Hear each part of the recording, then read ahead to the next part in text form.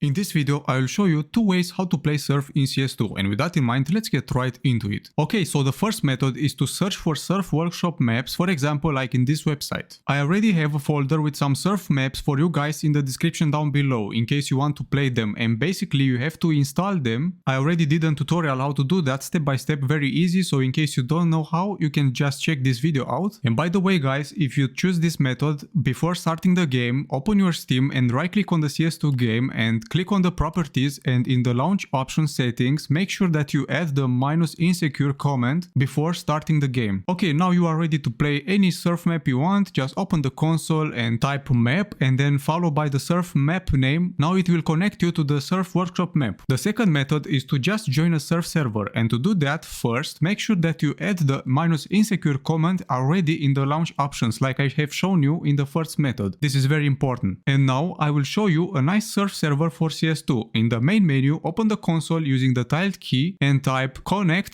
and then this IP server, which will be available in the description down below, so you can just copy and paste it. And as you can see, now it's loading and now I am able to play surf in CS2 after I joined this surf server. Thank you for watching. I hope this video was helpful, and if it was helpful, please share this video with your friends so they could also know how to play surf in CS2.